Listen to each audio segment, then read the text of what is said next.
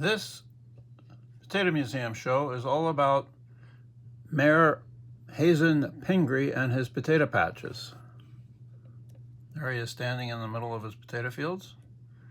So here he is, and there was a special march written in honor of him, and you can see some of the things that he was associated with as a very successful progressive mayor, four-time elected mayor of Detroit, and there you see him with potato. So Hazen Potato Patch Pingree was a Maine-born Welsh American Civil War combat veteran, shoe factory owner, and he's best known as the father of community gardens in America. Pingree was elected mayor of Detroit 4 times, campaigning against the dangers of monopolistic corporations and successful crusades against Detroit's streetcar, gas, electric, and telephone companies, forcing rate reductions that won him widespread popularity. And you can see there's the little gas meter there, and there's the telephone and the streetcar, things that are associated with, at the time, with his success at supporting reasonable rates for these utilities. During the severe nationwide depression of 1893, Pingree expanded the public welfare programs, initiated public works for the unemployed, built new schools, parks, and public baths. Detroit's poor were suffering during the Depression, and the city's treasury was almost empty. In many cases, Detroit's poor were peasant farmers who had recently emigrated from Europe. He gained national recognition through his potato patch plan to allow poor, food-insecure people to cultivate acres of vacant city land. And there you can see a drawing of some of the buildings in Detroit at the time, and lots of empty properties, empty fields, which were he encouraged to acquire and cultivate, especially with potatoes. And then on his honor, this is a cast iron bank, the Pingree Bank it was called, named after him because he was so associated with the successful putting people to work and feeding themselves, which was copied nationally. And here's his book, Facts and Opinions, Dangers That Beset Us.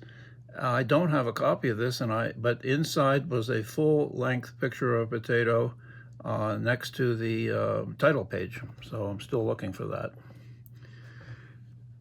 The citizens of Michigan, this is the monument that was erected after his death. This is still there. It's in a prominent park in Detroit. And it says, the citizens of Michigan erect this monument to the cherished memory of Hazen S. Pingree, a gallant soldier, an enterprising and successful citizen, 4 times elected mayor of Detroit, twice governor of Michigan. He was the first to warn the people of the great danger threatened by powerful private corporations, and the first to awake to the great inequalities in taxation and to initiate steps for reform.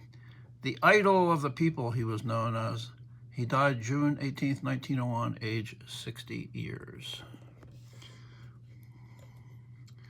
So this shows his legacy. The decline of Detroit's population since the 1950s led to an increase of vacant land, which was in the 21st century being used now by urban agriculture as part of the planned revitalization of the city. It has now 1,400 community gardens.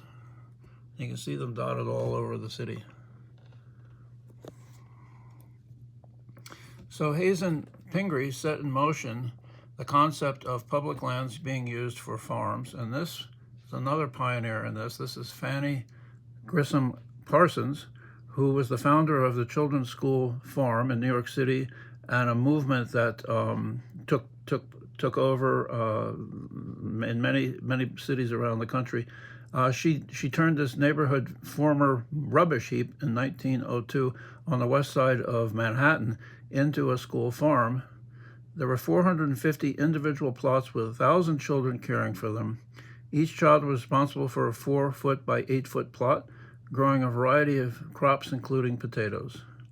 Approximately 3,000 children participated in the farm during its first 3 years. Isn't that remarkable? In creating the farm, Parsons hoped to create change by beautifying the neighborhood, reintroducing nature, and providing children healthy activities to support their development. The farm lasted until 1931 and launched the school gardening movement in the early turn of the century. By 1906, over 7,500 school farms had been created throughout the U.S. based on the Parsons model. And this is one example of what this, look at all these individual plots that these school children tended. So a remarkable insight, but much of it was inspired by Mr. Pingree and his forcing through, despite a lot of opposition, taking empty land in Detroit and turning it over to individuals who would grow potatoes and other vegetables to support themselves. So thanks a lot. Oh yeah, so we're going to be talking in another video about other politicians with potato-themed politicians, including this guy in Ireland, and another leader in France, and here's a popular mayor in Terre Haute, Indiana. So that's a theme we're going to be pursuing, politics and potatoes, in another couple of videos. Thanks for joining us. See you again next time.